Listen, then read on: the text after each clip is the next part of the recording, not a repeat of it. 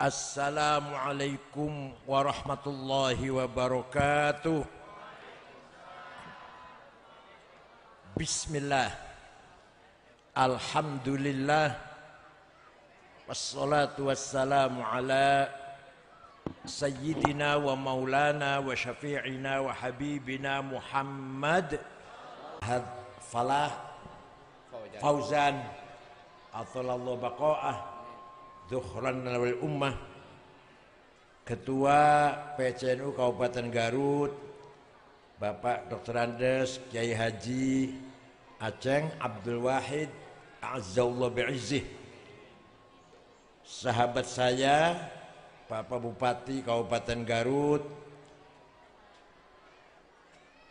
Dr. Insinyur Haji Abdus Syakur Ibnil Marhum Kiai Cecep, salah seorang ketua NU PBNU almarhum. Beliau adalah menantu Al-Mukarram wal Maghfurlah Kiai Haji Anwar Musaddad. Berarti Pak Bupati ini cucu dari alim ulama il-kibar, zu'ama il-azam, Bapak Profesor Dr. Kiai Haji Anwar Musaddad. Para tokoh masyarakat, para asatidz, Dr. Hilman yang saya tahu, yang lainnya saya nggak tahu, mohon maaf. Bapak Ibu sekalian, sadati wa sayyidati ayyuhal hudur, alhamdulillah saya masih menyaksikan pesantren Fauzan ala barakatillah semakin maju, semakin berkembang. Baru saja diresmikan 4 Qiyamah. 2 minggu yang lalu baru saja ada seminar yang diadakan oleh Partai Kebangkitan Bangsa di Hotel Syahid Jakarta. Temanya transformasi pesantren.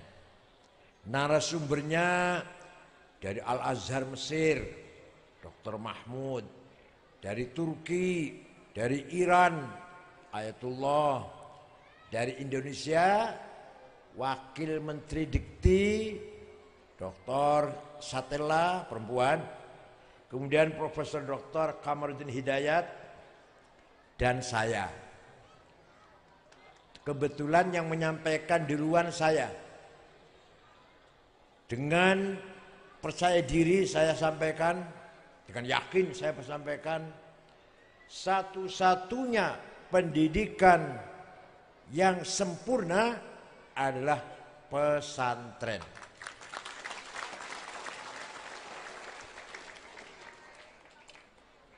Di pesantren 4 metode, 4 manhaj ada di pesantren.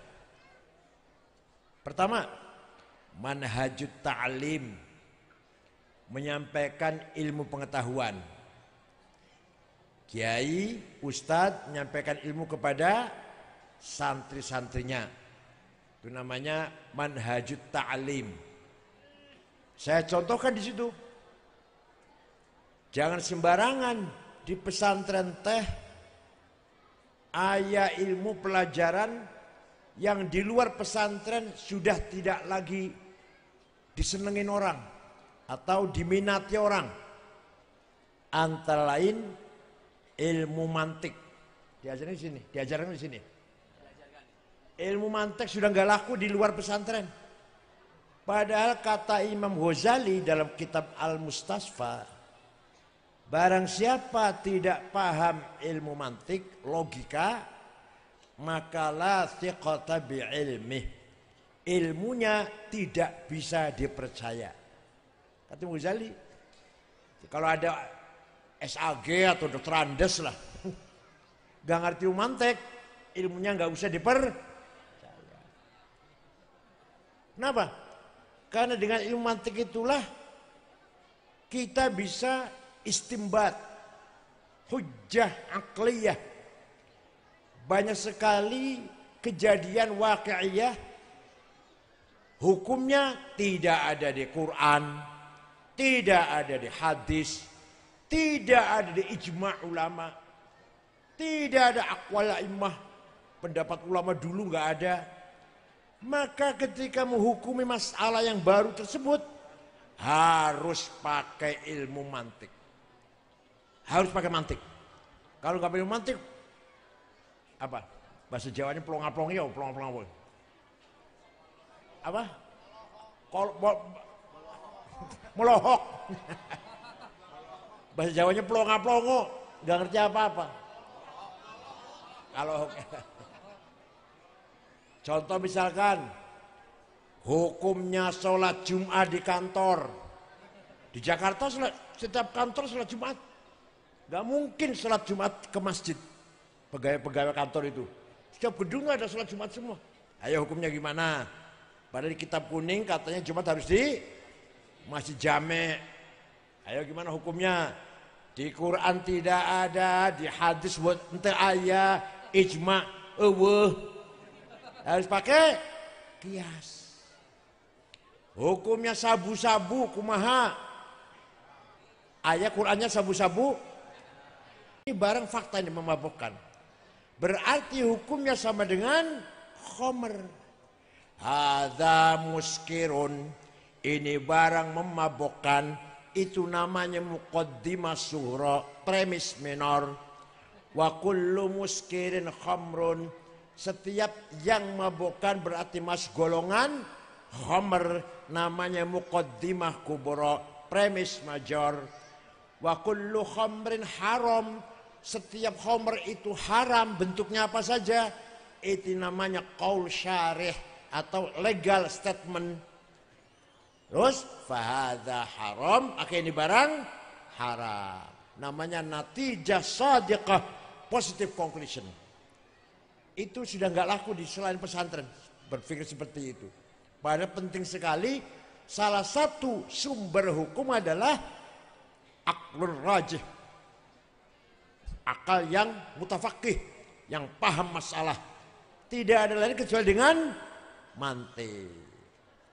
Adalah kias aulawi, nempeleng ayah ibu, boleh enggak? Di Quran itu dilarang tuh. Yang dilarang di Quran teh wala taqul lahuma fi wala tanharhuma. Jangan ngomong kasar dan jangan bentak-bentak ayah ibu. Kalau gitu kita masuk rumahnya ayah ibu, gak usah ngomong, tempelengnya aja. Menang tuh. Harus pakai kias aulawi, bisa sampai hukum tidak boleh, harus pakai kias aulawi. Kalau mukul, kalau bentak saja haram, ngomong kasar saja tidak boleh, lebih-lebih nempeleng, fabil aula ad-darab, lebih-lebih mukul, gitu ya. Contoh lagi, wala taqrabuz zina innahu kana fahisyatan wa sa'a sabila. Jangan mendekati zina. Yang diharamkan apa? Mendekati. Yang diharamkan di Quran kan naon? Mendekati zina. Zinanya jawab. Mendekati haram, mendekati haram. Zinanya, nah iya apalagi, lebih. Namanya kias aulawi. Coba kalau nggak ada kias aulawi, tadi itu zinanya boleh, dilarang mendekati, nempel ibu boleh, dilarang bentak-bentak, kan itu jadinya. Kalau untuk pakai kias lah, ini hanya di pesantren diajarkan, namanya manhajut ta'lim. Belum lagi baca Quran dengan mujawwadah, tilawatul Quran bitajwid, idhar, idgham, ikhfa, iqlab, qalqalah, mad lazim, mad tabi'i, huruf halak, huruf mad. Ayo, di luar pesan sudah males belajar begini. Di pesantren masih diajarkan. Salah dikit saja sabat, atau kalau sekarang nggak boleh nyapa sallallahu alaihi Muhammad, salah Sallallahu ala Muhammad. Allahu Akbar. Salah. Allahu Akbar. Salah. Yang benar. Salah. Yang benar. Paham? Itu di pesantren. Ada lagi. Mustalah hadis. Kalau baca Bukhari gampang. Ini hadis Bukhari pasti sahih. Ini hadis Muslim pasti sahih. Bisanya sahih itu naon kumaha bisanya sahih teh. Harus tahu itu. Karena hadis ini memenuhi 4 syarat antara murid dan guru ketemu. Syarat nomor hiji tak mutasil namanya. Seperti saya mengatakan kata Gus Dur, nah saya sahih itu karena saya ketemu Gus Dur. Tapi kalau saya ngomong kata Mbah Hasyim Asy'ari, nggak sahih, saya nggak ketemu. Itu ya. Kalau saya kata Gus Dur, sahih itu, saya ketemu. Tapi kalau kata Kiai Hasyim Asy'ari, nggak sahih, saya nggak ketemu. Nomor 2, si gurunya tadi, Gus Durnya atau gurunya lah yang saya riwayatkan, tidak pernah lupa, dhobit, cerdas hafalannya, nggak pernah lupa. Yang nomor 3, gurunya thiqah, bisa percaya, nggak pernah nyolong sendal di masjid. Gurunya teh, itu baru sahih itu. Yang keempat, adil, perilakunya baik, lurus. Kurang 1 syarat, turun, namanya hasan. Kurang 2 syarat, turun, namanya dhaif. Dhaifnya macam-macam, mauquf, munqati', maqtu', mursal, mu'allal. Ini ilmu kayak gini diajarin nggak di sini? Alhamdulillah. Di luar pesantren sudah nggak telaten. Ngapain belajar kayak gitu? Bacanya Bukhari pasti sahih. Bacanya Muslim pasti sahih. Gitu jadinya. Kita harus tahu kenapa bisanya sahih. Kenapa ini hasan? Kenapa ini dhaif? Ini hanya di pesantren. Oleh karena itu kesimpulannya, mangga putra-putra Bapak semuanya masuk ke pesantren. Bayarnya murah, malah kalau bantu kiainya gampang lah. Bantu di sawah, bantu di kebun, bantu nyetak bata lah, malah gratis itu malah. Dapat makan siang malah santrinya. Dah, ada lagi.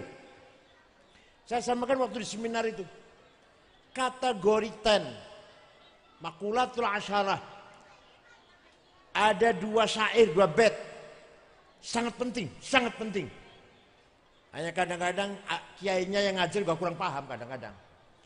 Zaidut tawilul abyadu ibnu maliki fi baitihi bil amsi kana muttaki biyadihi saifun lawahu faltawa fahadhihi maqulatun ashrun sawa.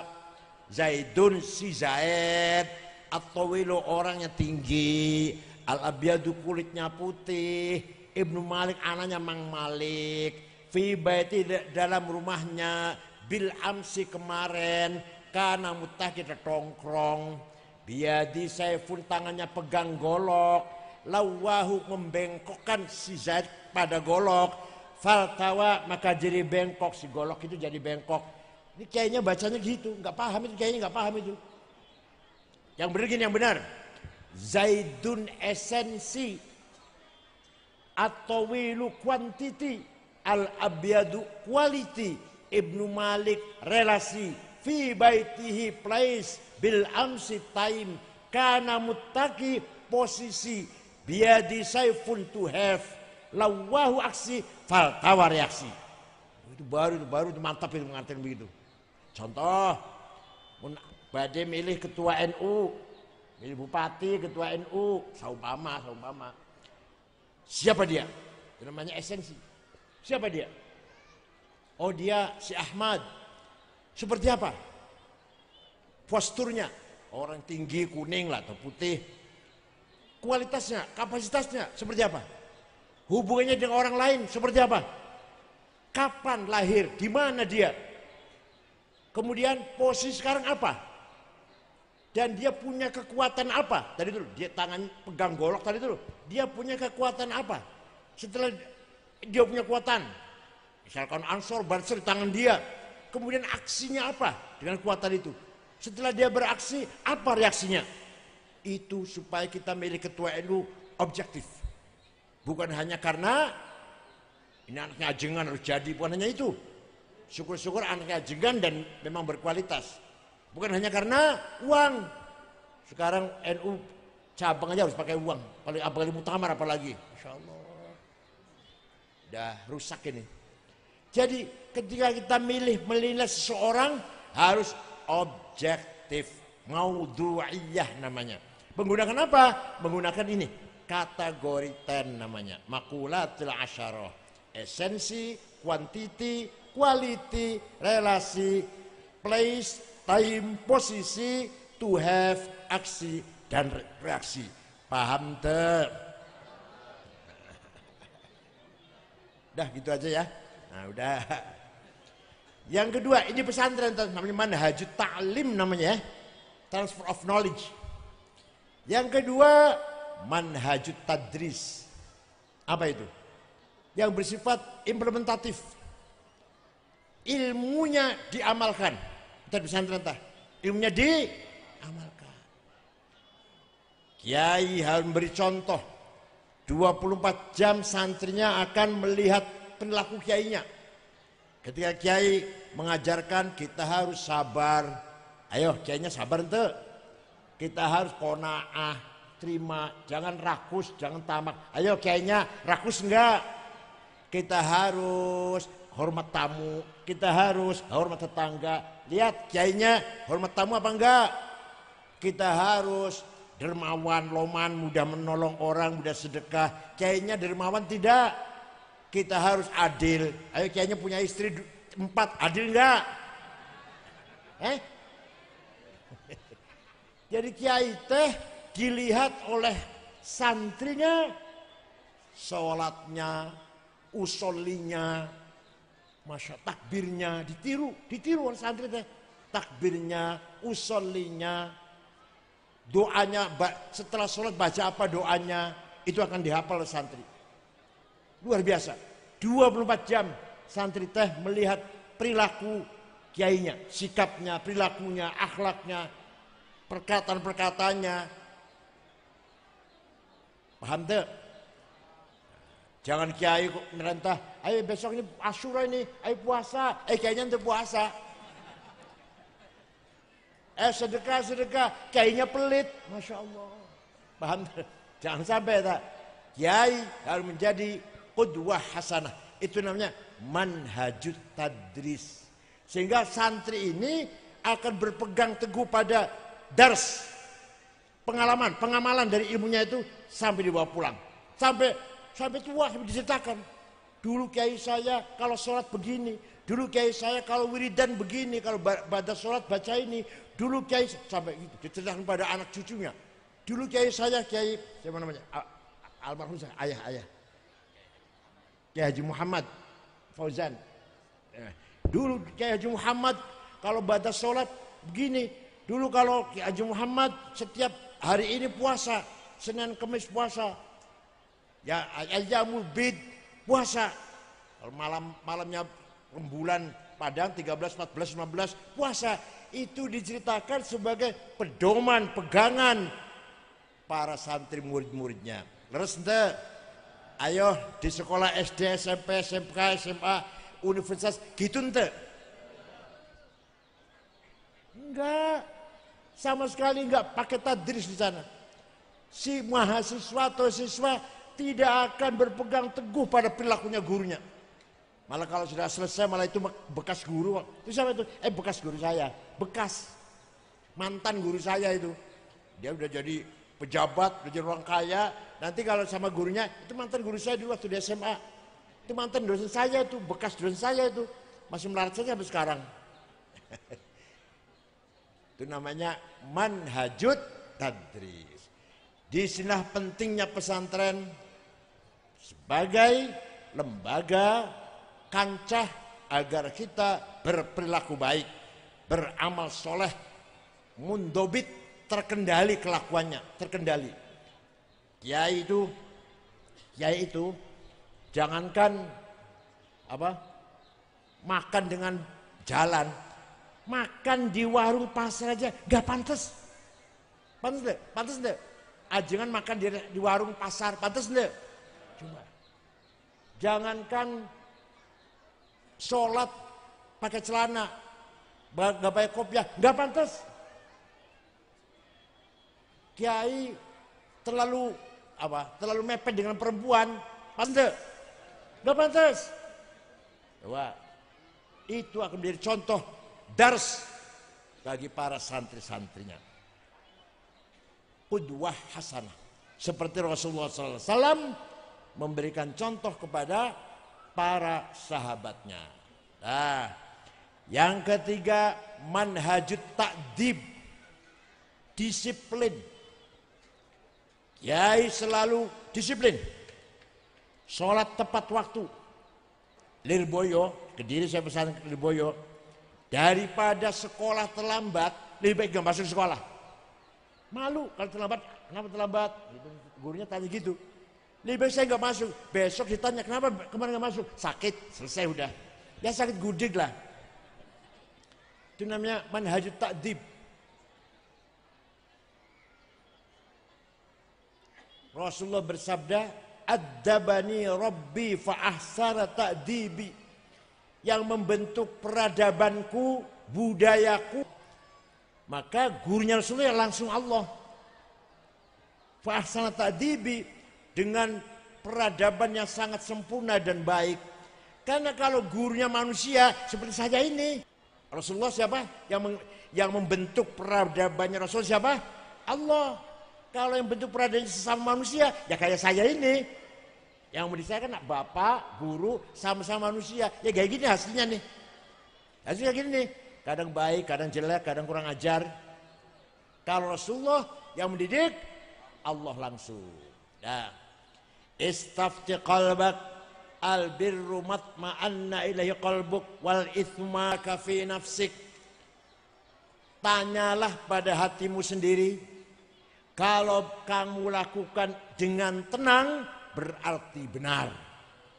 Tapi kalau yang kamu lakukan dengan gelisah, tengok kanan, tengok kiri, istri jangan tahu, anak jangan tahu, berarti dosa. Takdib itu dari hati sendiri, takdib itu bukan dari orang lain, bukan dari luar, dari dalam sendiri. Kalau saya lakukan dengan tenang, berarti barang benar. Berarti yang saya lakukan itu benar. Tapi kalau saya melakukan sesuatu dengan gelisah, ada rasa khawatir, rasa deg-degan, khawatir ketahuan istri, ketahuan anak, ketahuan santri, khawatir ketahuan polisi, KPK, berarti salah itu. Itu namanya manhajut ta'dib. Oleh karena itu, sekarang yang korupsi orang pintar apa orang bodoh? Ilmu pengetahuan. Paham ya? Nah, manusia itu diberi dua hawa nafsu. Berapa? Satu ghadabiyah, ambisius. Dua syahwatiyah, hedon. Ghadabiyah, saya harus jadi bupati, saya jadi DPR, saya jadi ketua NU, saya jadi apalah, jadi direktur, komandan, panglima, kepala. Itu namanya nafsu ghadabiyah. Tapi ini kiai jangan, kalau ngaji jangan menjelek-jelekan hawa nafsu, jangan menjelek-jelekan. Itu perangkat dari Allah, alat dari Allah itu. Kalau niatnya baik, tujuannya baik, caranya benar, saya harus jadi bupati. Kalau jadi Garut jalan bagus semua, irigasi pengairan beres semua, pertanian saya dukung, pupuk murah, pabrik-pabrik industri saya dukung semuanya. Ayo, niat gitu kecil-kecil namanya nih. Antumul a'launa in kuntum mu'minin.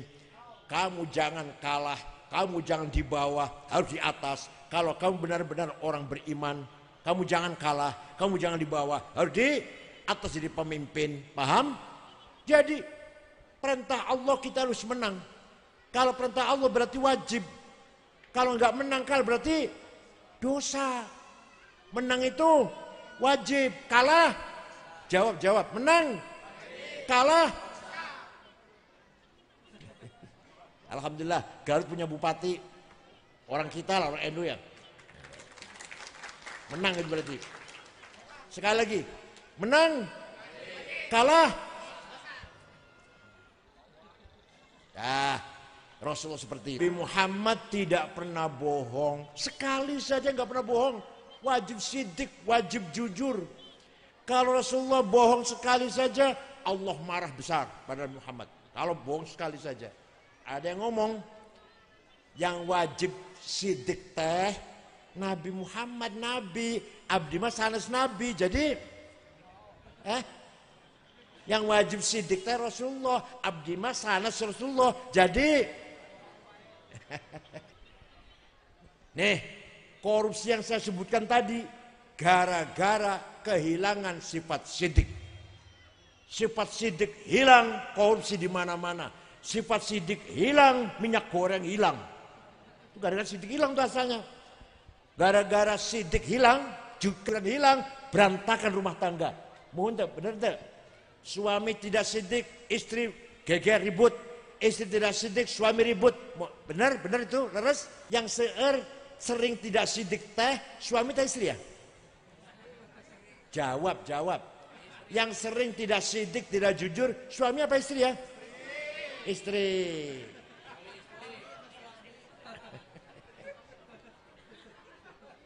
Gara-gara sifat sidik hilang, berantakan rumah tangga. Betul nggak? Gara-gara sidik hilang, berantakan pesantren. Bertengkar antar kiainya, antar ustadznya. Gara-gara sidik hilang, tidak solid pengurus NU-nya. Karena sidik hilang. Coba kalau sidik semuanya, solid, akur, bersatu. Kalau sidik semuanya. Paham? Oleh karena itu, Rasulullah bersifat sidik. Muhammadun thabitul mitsaqi hafidhuhu. Nabi Muhammad kalau janji tepat. Tetangga saya di Cirebon sana, banyak orang janji utang 2 minggu, 2 tahun belum bayar. Ayah gitu, ayah di sini. Ayah. Nabi Muhammad kalau janji tepat. Nabi Muhammad thayyibul akhlaqi wasyam, akhlaknya mulia.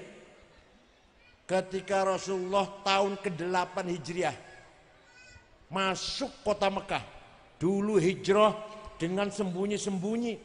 Rasulullah hijrah dari Mekah ke Madinah dengan sembunyi-sembunyi dengan Sayyidina Abu Bakar, sembunyi dulu di Gua Thur, baru berangkat pelan-pelan malam-malam dengan rasa khawatir lah. 8 tahun kemudian Rasulullah masuk kota Mekah, diikuti kurang lebih 12.000 sahabat. Orang Mekah ketakutan, Muhammad pasti balas dendam. Muhammad pasti marah-marah akan balas dendam. Besok pagi Nabi Muhammad masuk kota Mekah, apa kata beliau? Al-yaum yaumul marhamah. Hari ini hari kasih sayang, silaturahim, menyambung kembali persaudaraan. Karena semua kota Mekah itu family semua dari Muhammad. Suku Quraisy semua. Suku Quraisy berarti family semua. Hari ini tidak ada balas dendam. Yang ada adalah saya maafkan.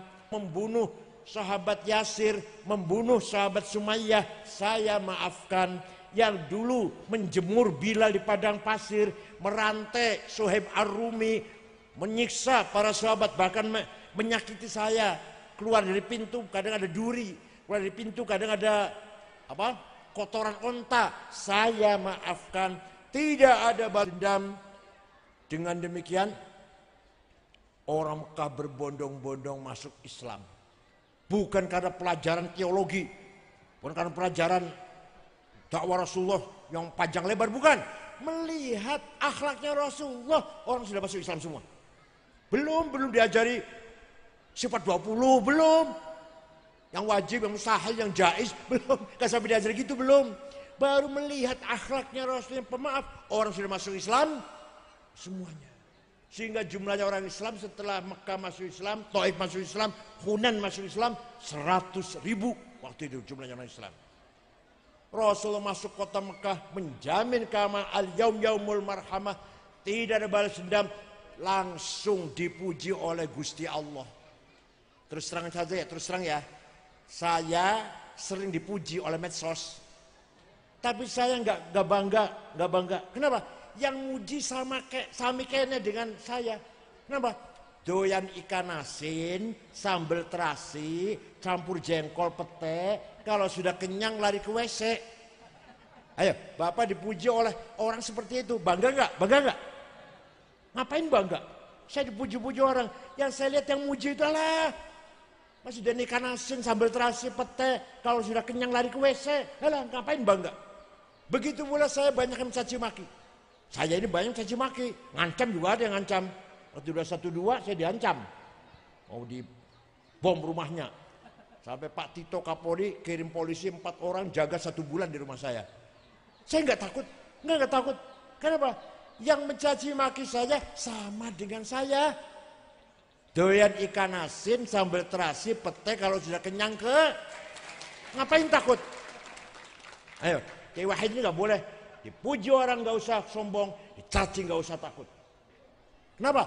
Selama yang muji sama dengan saya, selama yang caci maki sama dengan saya, tidak terpengaruh. Paham? Rasulullah yang muji teh Allah. Fabima rahmatim minallahi lintalahum walau kunta faddan ghalidhal qalbi lang faddu min hawlik fa'fu anhum wastaghfir lahum وشاورهم في الأمر فإذا عزمت فتوكل على الله إن الله يحب المتوكلين.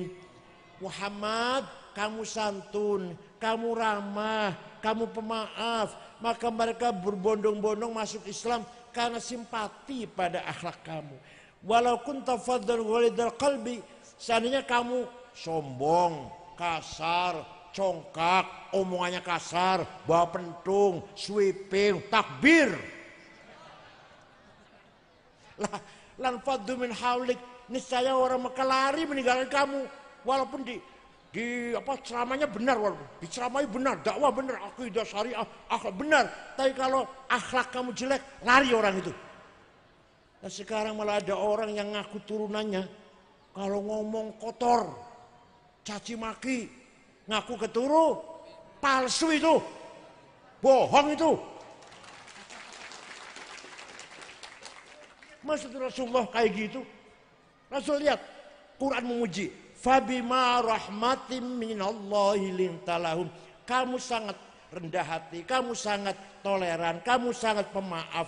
Maka mereka simpati pada kamu Muhammad masuk Islam. Wa ra'aitan nas yadkhuluna fi dinil afwaja. Lihat Muhammad, orang berbondong masuk Islam. Wa ra'aitan nas, lihat manusia masuk Islam berbondong-bondong. Gitu ya. Walau kunta faddu ghalidha Muhammad sombong, kasar, congkak, lan faddu min haulik. Orang enggak akan masuk Islam. Walaupun diceramai dengan baik. Tapi kalau akhlaknya baik, enggak usah banyak-banyak ceramah. Baru lihat sosoknya saja dengan simpati, orang sudah tertarik masuk Islam. Paham teh? Ini akhlaknya Rasulullah SAW. Kadang ada orang agamanya benar, akidahnya benar, tapi akhlaknya berantakan. Seneng teh? Ada orang pinter, agamanya Islam, al-sunnah jamaah NU, pinter, tapi mencaci maki tetangga, meremehkan orang lain, seneng teh. Jadi yang mengangkat derajatnya orang Garut teh, apa ini? Kecamatan apa? Resmi. Apa? Sukaresmi.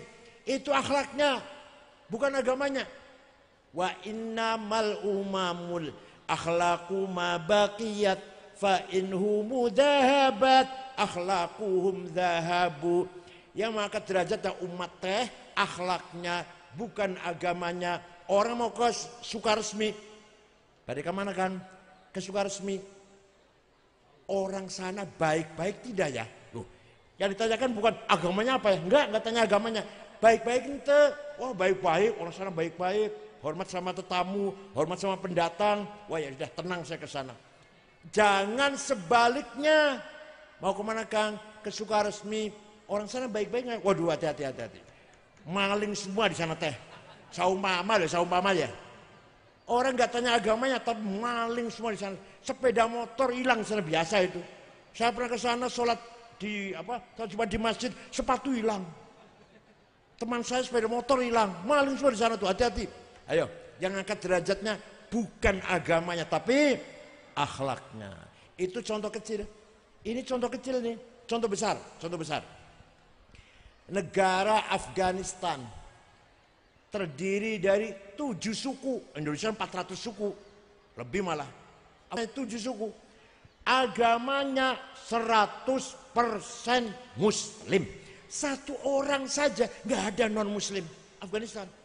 97% mazhabnya Hanafi, tarekatnya Naqsyabandiyah, akidahnya Maturidiyah, Ahlussunnah wal Jamaah.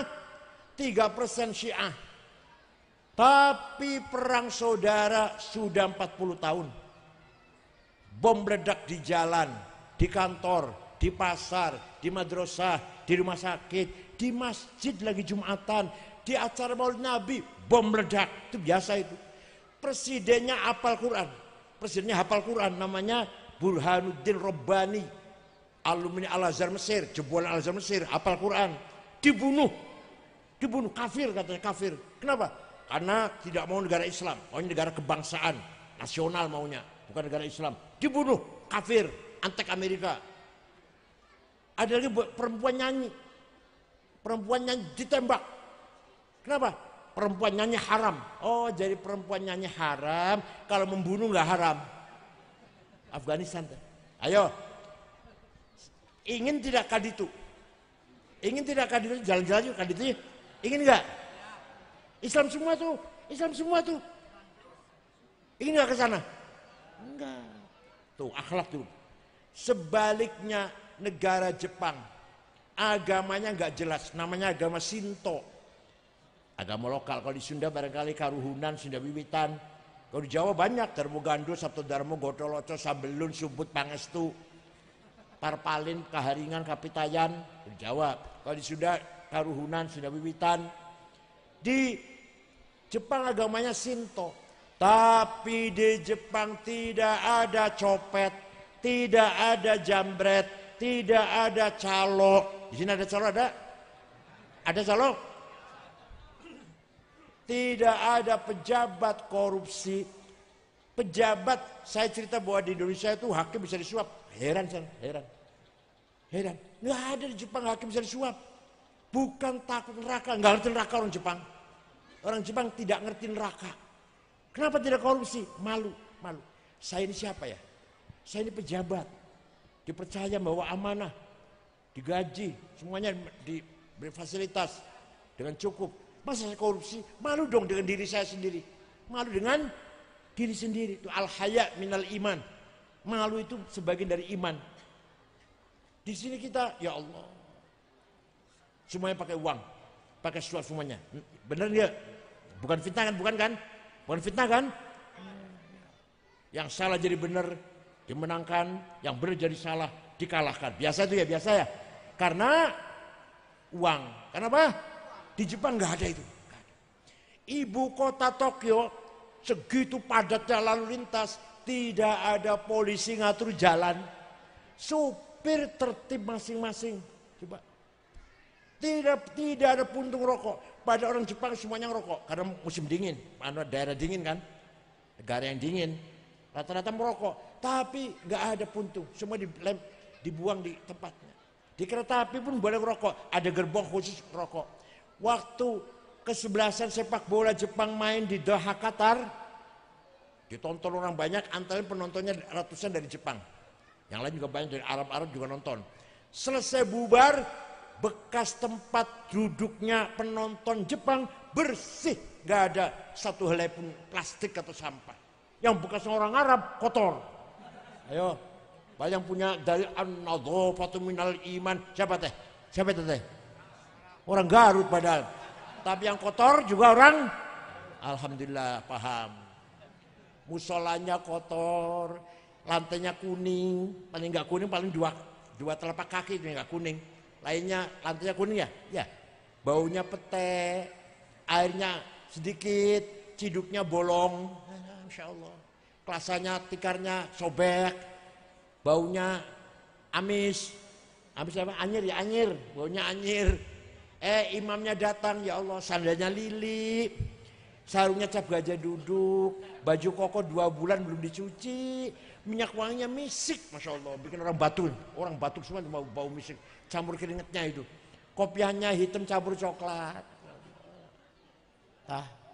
Kadang toiletnya musola kita, toilet pom bensin lebih bersih daripada toilet musola. Ya ente, ya enggak? Pom bensin tuh, toiletnya bersih, baunya harum. Toiletnya musola, masya Allah. Tuh, hari kita belajar pada orang Jepang, bukan orang Islam. Nah, pernah saya pergi ke negara Mali, Afrika Barat, dengan 6 ormas, NU Muhammadiyah, Al-Irsyad, Batul Anwar, Wasliyah, Perti, 23 jam, Jakarta, Dubai, Aljazair, Tembakto. Di kota Tembakto, Pak, kita Maulid Nabi, melihat Maulid Nabi di sana 5 hari. Tidak ada rumah dikunci pintunya, tidak ada rumah dikunci jendelanya, sepeda motor ditinggal di halaman, kuncinya masih gantung. Ayo, di sini gimana kalau gitu? Apa nanti malam coba ya, nanti malam ya? Nanti malam coba ya? Rumah nggak dikunci, sepeda motor nggak dimasukkan rumah, di halaman, kunci nggak usah dicabut. Coba dicoba nanti malam ya. Ya Allah, itu negara Mali namanya. Aman, tidak ada copet, nggak ada maling. Kita kadang malu. Yang kono katanya kita mayoritas umat Islam, malingnya nggak karu-karuan. Kalau kita lihat Denmark, Swedia, Irlandia,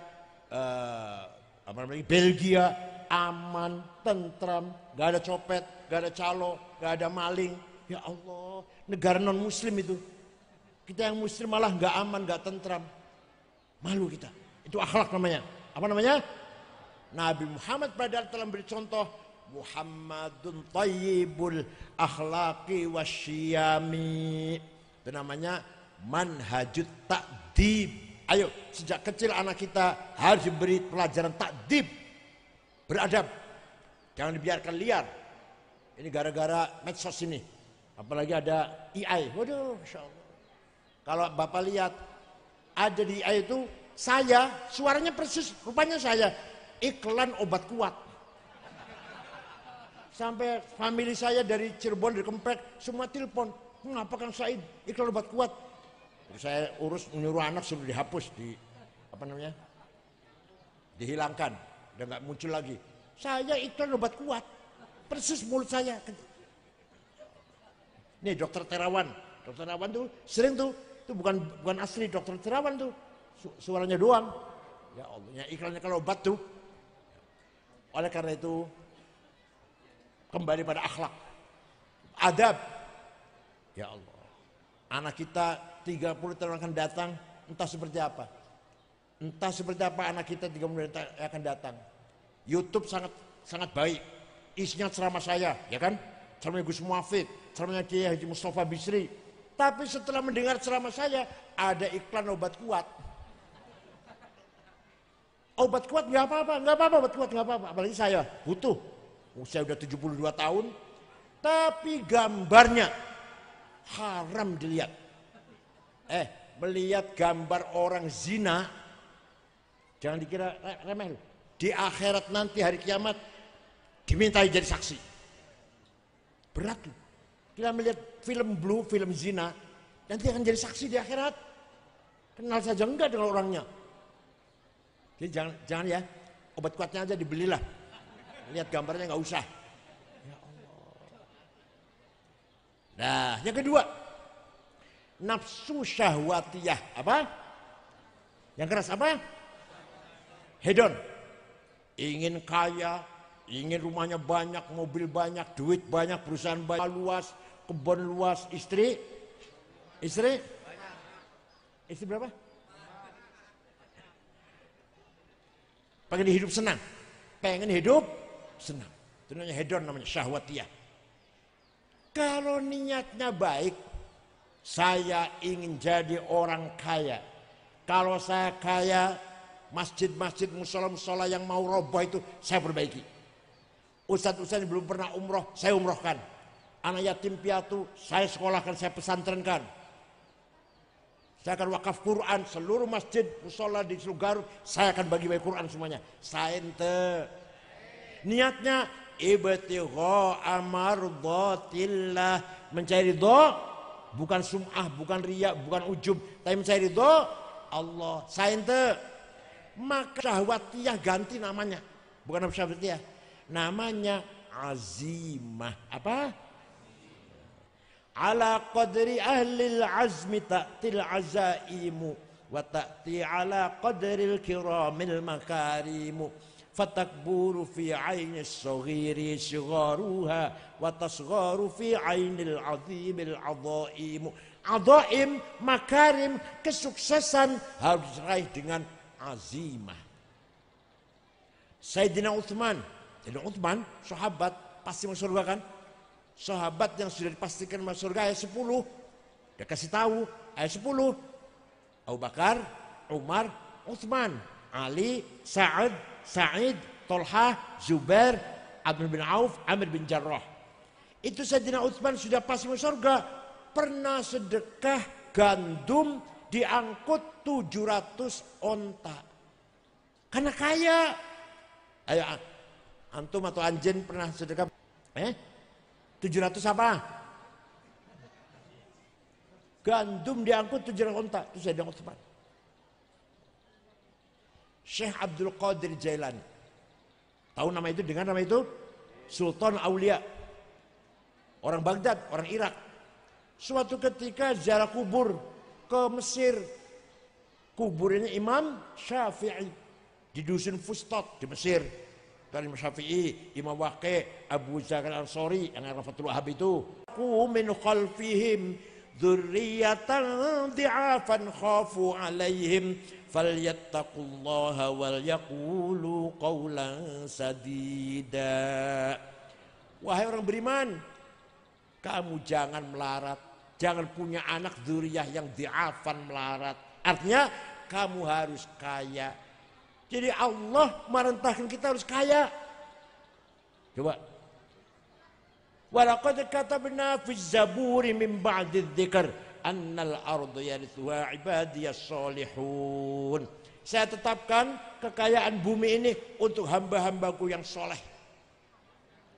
Timah, batu bara, nikel, boksit, mangan, granit, emas, berlian, gas, minyak, uranium. Ada di kita di Indonesia, ada uranium. Mahal harganya itu. Ayo, ayante yang punya itu ada enggak? Yang punya itu? Ayante. Saya lihat orang kaya Indonesia 50 orang, nomor 1 Prayogo Pangestu. Uangnya 1.150 triliun. Nomor 2 Budi Hartono yang punya BCA, yang punya rokok Jarum, 950 triliun. Nomor 3 Sinarmas Eka Cipta yang punya minyak kita, terus punya tisu apa ini? Tisu Kacipta yang punya minyak kita, terus punya tisu apa ini? Tisu ini nih, iya nih, tisu Tesa ini. Itu uangnya 704. Antoni Salim. Nomor 6 orang Islam Khairul Tanjung yang punya Bank Mega. Nomor 39 Haji Rashid. Nomor 40 Haji Muhammad Bayu yang punya Bluebird. Saya lihat 50 orang Garut nggak ada tuh. Jelas nama orang Garut namanya paling Solikin, Jumadi, Dulkipli, Madrais, nggak ada tuh ya Allah. Cecep, Encep lah, Ujang, ayo dosante. Kaya itu wajib, berarti melarat? Jawab, kaya itu melarat. Tadi perintah Allah tadi deh, punya keturunan diafan yang melarat, yang lemah. Ayo kita usahakan agar anak cucu kita sejahtera. Berarti kita harus kaya, mewariskan harta kepada anak cucu. Paham tak? Bangun masjid pakai uang, bangun madrasah pakai uang, pergi haji, ya Allah, melaksanakan rukun Islam, pergi haji pakai, hormati tamu, ayo tamu kita bisa hormatin dengan makan atau apa yang enak lah, pakai, bantu tetangga, bantu fakir miskin, bantu anak yatim, pakai. Betapa pentingnya uang itu, asal caranya halal, dan kalau sudah kaya loman, dermawan, karim, gitu ya. Itu namanya apa namanya tadi? Azimah. Apa namanya? Ayo kita bunyi bareng ya. Saya harus menang. Ayo. Saya tidak mau kalah. Saya harus kaya. Saya tidak mau melarat. Awas kalau tahun depan saya kesini lagi masih melarat, awas. Itu namanya manhajut ta'dib, disiplin. Yang terakhir di pesantren teh aya manhajut tarbiyah ruhaniyah, pendidikan spiritual. Kiainya ngajak tahajud, kiainya ngajak baca sholawat zikir, baca tahlil, kiainya ngajarin baca aurat-aurat. Itu namanya lagi membangun spiritual, kekuatan spiritual. Sebab dalam hati manusia teh ayat 4 khawatir, apa? 4 apa khawatir? Apa? Bahasa Sunda naonnya? Lintasan dalam hati. Pertama, khawatir ilahiyah, khawatir bisikan dari Allah langsung. Yang kedua, khawatir malakutiyah, bisikan dari malaikat. Ketiga, khawatir syaitoninya, bisikan dari setan. Nasu direncanakan sudah lama. Rencana mau korupsi sudah disiapkan 4 bulan yang lalu dan benar berhasil korupsi. Itu bukan kegoda setan. Setan aja geleng-geleng kepala itu. Pinter banget orang ini. Saya aja nggak bisa bikin proposal seperti ini. Namanya khawatir nafsaniyah. Nah, untuk mendidik santri agar supaya selalu penuh dengan khawatir ilahiyah, khawatir malakutiyah, harus ada bimbingan tarbiyah ruhaniyah. Ya Allah, pinter, beramal soleh, kaya, menang, ahli ibadah, ahli zikir, ahli wirid. Hoyong teh seperti hoyong teh.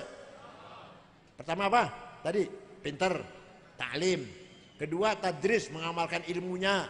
Ketiga akhlaknya mulia, ta'dib. Dan menang dan kaya, ta'dib namanya. Terakhir ruhannya baik. Spiritualnya kuat, sabar, tawakal, ridho, syukur. Ya Allah, hati selalu sabar, hatinya selalu tawakal, selalu ridho, selalu bersyukur pada Allah, qanaah, zuhud. Walaupun kaya, tapi nggak cinta dunia. Kaya tapi tidak mencintai hartanya. Kayak Ar-Rajhi di Saudi, Bank Rajhi, semua disedekahkan semua. Dia udah tua udah, anak udah kaya-kaya, lebihnya sedekahkan semua. Itu Bank Rajhi itu sampai sekarang. Ya Allah. Said Muhammad bin Alwi Al-Maliki, kalau ini Habib betul nih, ini Habib betulan nih, bukan palsu enggak. Wafat tahun 2006, itu wafat gak punya apa-apa, semua untuk amal soleh. Habib Muhammad Said Muhammad, tapi anaknya udah cukup, anaknya udah kaya, anaknya udah cukup lah, bukan kaya, cukup sejahtera.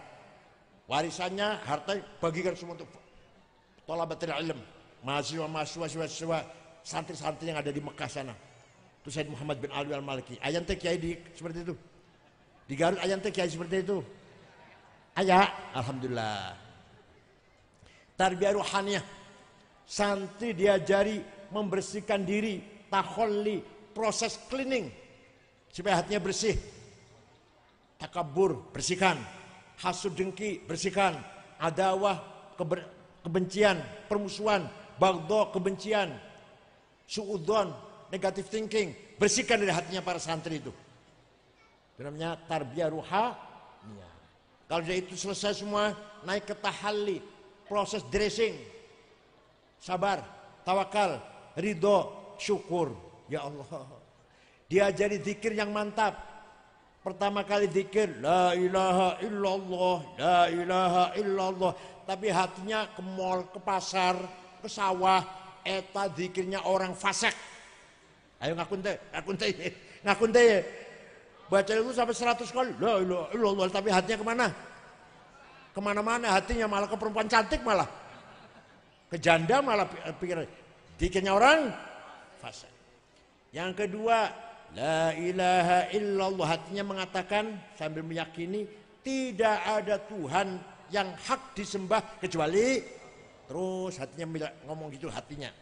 Yang ketiga, la ilaha illallah, hatinya semua yang ada ini yang banyak kan alam semesta banyak nih, beraneka ragam, binatang, tumbuh-tumbuhan, langit, bumi, laut, gunung, manusia, segala macam ini yang menciptakan satu, ialah Allah.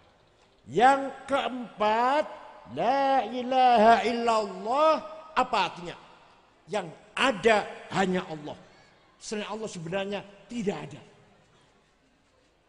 Kita ini tidak ada. Kita ini sebenarnya, tapi kita ini diadakan.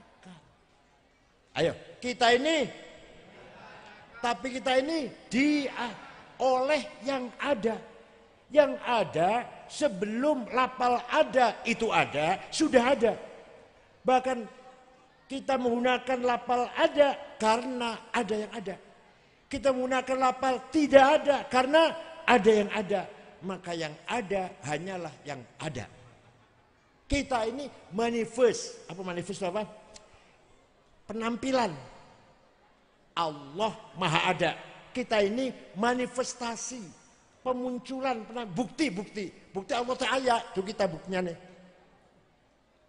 Padahal kita sebentar lagi nggak ada. Tanya nggak ada, terus ada sebentar lagi tidak ada. Awal dzikrullahil insan, inna khalaqnahu min qabl wa lam yaku syai'a. Ingat nggak? Dulu kamu nggak ada. Sekarang ada, sebentar lagi nggak ada, sebentar lagi.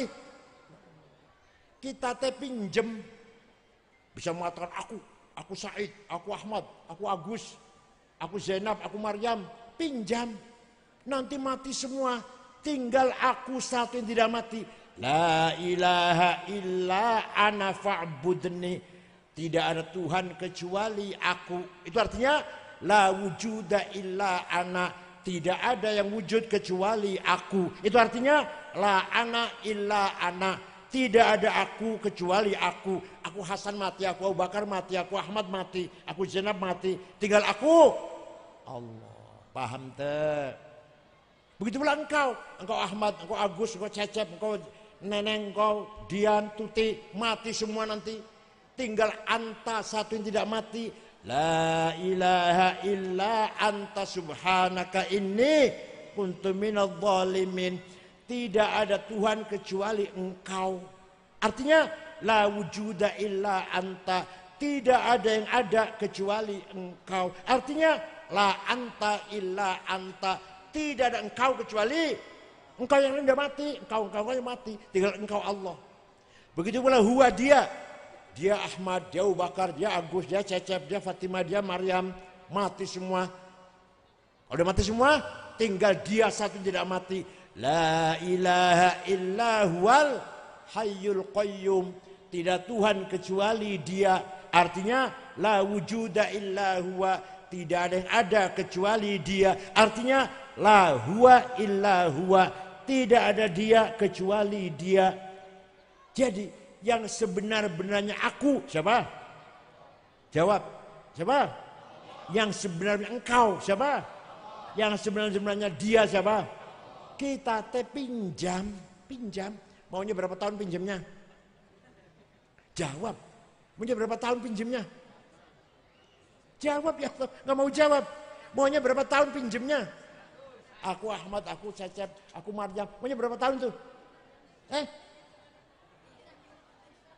Berapa? Jawab berapa tahun? Yang benar jawabnya terserah yang meminjemin. Siapa tahu pulang dari sini Allah rahamu. Siapa tahu sudah nggak bisa ngomong aku. Pulang dari sini nanti siapa tahu pulang dari sini. Siapa tahu besok sudah nggak bisa ngomong aku. Paham teh? Itulah tarbiyah ruhaniyah yang oleh kiai pesantren sangat ditekankan kepada santrinya, sehingga santrinya tahalli membersihkan penyakit hati, tahalli menghiasi dengan hiasan-hiasan yang baik tadi, sabar, syukur, ridho, tawakal, dan tajalli. La ilaha illallah artinya tidak ada yang wujud kecuali, itu namanya tajalli sudah. Zikirnya orang tajalli. Yang kelihatan Allah semua ini kita nggak ada sebenarnya. Hanya kita manifestasi, bukti dari yang ada. Yaitu Allah az-zatul mutlaqah al-mujarradah an nisbil idhafat. The absolute one existence without relation. Allah Maha Mutlak. tidak, gak butuh hubungan dengan siapa-siapa.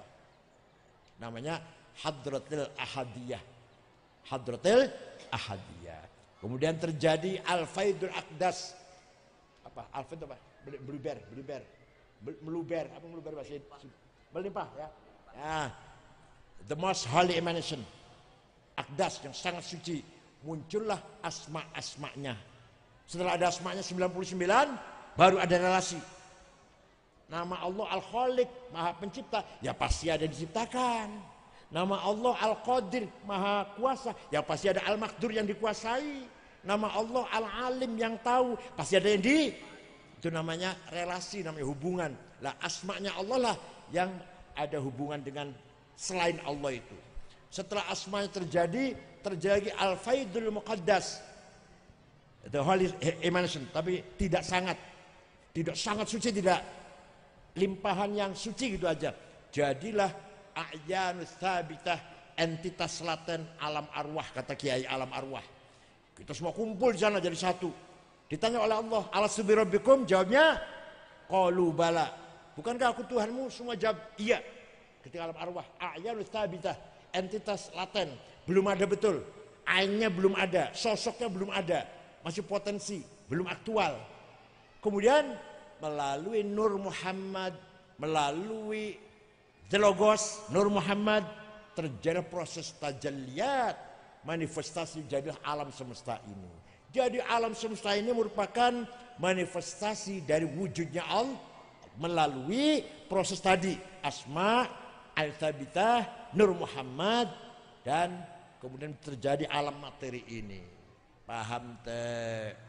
Lah kalau orang soleh mati meninggal dunia kumpul dengan ruh kulli, ruh universal, arwah tadi, usul para ulama, para aulia. Kalau matinya jelek, orang jelek mau bergabung dengan ruh universal ditolak, ingin kembali ke dunia nggak mungkin. Disitulah ruhnya orang jahat, poyak, nggak karu-karuan, azabun alim di situ. Paham teh? Insya Allah kita semuanya kalau meninggal dunia bergabung dengan ruh kulli, ruh universal. Seperti zaman kita jawab qalu bala. Paham teh? Mudah-mudahan kita semuanya husnul khatimah, terutama saya, terutama yang usia udah 72 tahun. Saya tuh udah 72 tahun, dikira masih muda apa? Cucu sudah 10. Cucu paling besar S2 malah, cucu paling besar sudah lagi S2. Desember selesai. Coba cucu lagi S2. Ya, saya udah 72 tahun, sebentar lagi, nggak lama lagi. Tapi yang penting apa? Kita mohon pada Allah, ya nafsu la taqnati min zallatin azumat, innal kabaira fil ghufrani kalamami, la'alla rahmata rabbi hina yaksimuha ta'ti ala hasabil isyani fil qisami. Wahai orang banyak dosanya, wahai orang yang banyak dosanya, jangan putus asa. Dosamu bisa dihitung. Dosamu bisa saya 72 tahun, dosa terus. Berarti dihitung kan 72 tahun. Ada hitungannya. Tapi maghfiratullah, ampunannya Allah, la awal wala akhir. Sifat maghfirahnya Allah, ghafarnya Allah, la bidayah wala nihayah. Jadi dosa saya 72 tahun dijejerkan, disandingkan dengan maghfiratullah seperti air setitik dengan lautan. Paham teh? Paham teh? Ya, dosa kita walaupun banyak kayak apa, asal kita mau bertaubat, menyesali, merasa salah, merasa dosa, bertaubat. Jangan salah ngakunya benar, enggak, saya benar. Ijazah saya asli, palsu punya asli. Itu yang dosa besar itu. Kalau dosa besar ngaku salah, Allah memaafkan. Jangan putus asa. Dosamu bisa dihitung. Dosamu bisa dihitung 100 tahun. Misalkan ada orang dosa terus 100 tahun, bisa dihitung 100 tahun. Maghfiratullah, ampunnya Allah bisa dihitung enggak? La awal wala, la bidayah wala nihayah. Sekali saya baca, ya nafsu la taqnati min zallatin azumat, innal kabaira fil ghufrani kalamami la'alla rahmata rabbi hina yaksimuha ta'ti ala hasabil isyani fil qisami. Syukran wa dumtum fil barakati wan najah wallahu a'lam. Wassalamualaikum warahmatullahi wabarakatuh.